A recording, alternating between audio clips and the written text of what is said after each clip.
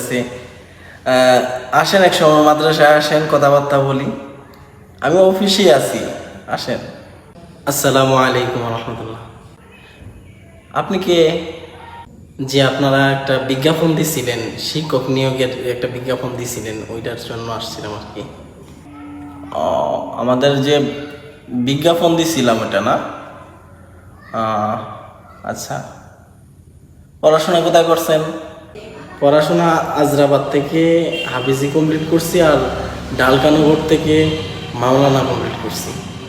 আচ্ছা, আপনার সিভিটা দেখি। জি ম্যাম। আচ্ছা আচ্ছা, হাফিজি পড়ছেন, মাওলানা পড়ছেন। জি। ঢালকানগর পড়াশোনা করছেন, এফতা পড়েন নাই? এফতা পড়তে পারিনি। এফতা পড়েন নাই, তাহলে হাফিজি পড়াইতে পারবেন? কত মাস আলা আছে, বাচ্চাদেরকে বলতে হবে না? জি হুজুর। যোগ্যতা যত থাকে ততই তো ভালো। আচ্ছা ঠিক আছে, তবে আমাদের যে বিজ্ঞাপন ছিল সেটা ভালো করে পড়ছেন? আমাদের কিছু শর্ত সাপেক্ষ আছে, লেখা আছে যে দেখছেন? জি ইনশাআল্লাহ।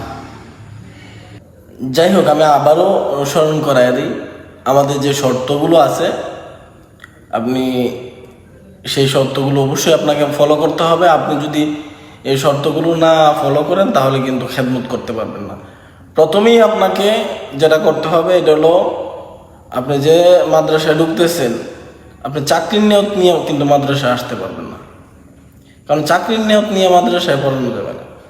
আপনাকে খেদমতের নিয়তে আসতে হবে। জি আচ্ছা ঠিক আছে ইনশাআল্লাহ।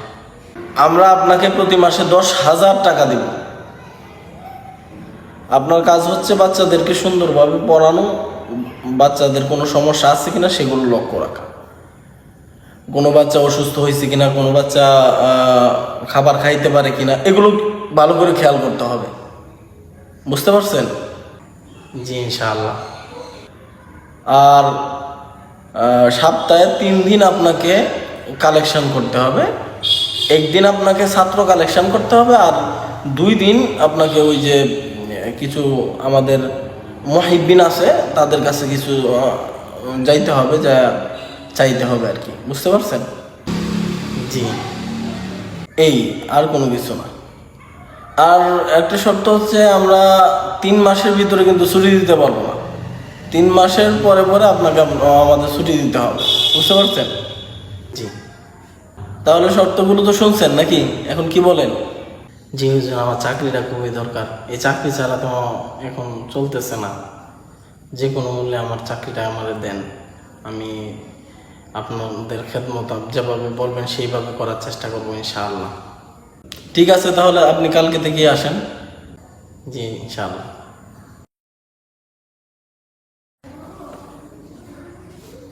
হুজুর, এটা কি? ছুটির দরখাস্ত। ছুটির দরখাস্ত কয়দিন হয়েছে আপনার? মাত্র 2.5 মাস হয়েছে, এখনই কিসের ছুটির দরখাস্ত?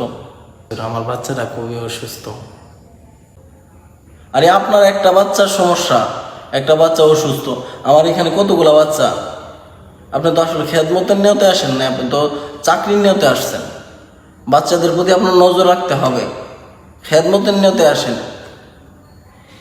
আপনার একটা বাচ্চা অসুস্থ হয়েছে, আপনাদের বাড়িতে চলে যেতেছেন। 2.5 মাস হয়েছে, এখনো আরো 15 দিন বাকি আছে আপনার ছুটির। আপনি কি খেদমতের নিয়তে আসছেন? জান।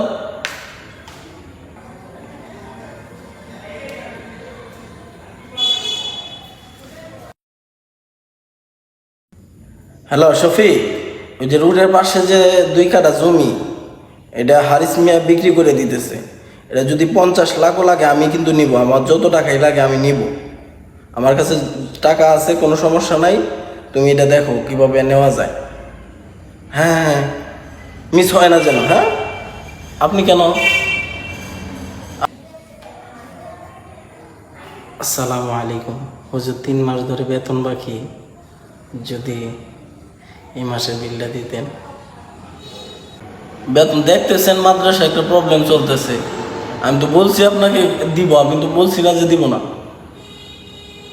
সবগুলো একসাথে আমি দিয়ে দিব, টেনশন করেন না। আপনি পড়াইতে থাকেন, খেদমত করেন, দিনের জন্য কত সাহাবীরা কত ধরনের কষ্ট করছে, পেটে পাথর পর্যন্ত বাঁধছে। জানেন এগুলো, এগুলো পড়ছেন, এগুলো তো পড়ছেন, তাহলে এইগুলো কেন করতেছেন?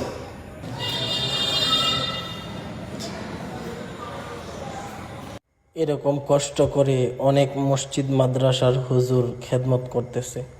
কেন ভাই, পৃথিবীতে কি আর হালাল উপার্জন করার কোনো মাধ্যম নাই? আল্লাহ তাআলা আমাদেরকে বোঝার তৌফিক দান করুন, আমিন।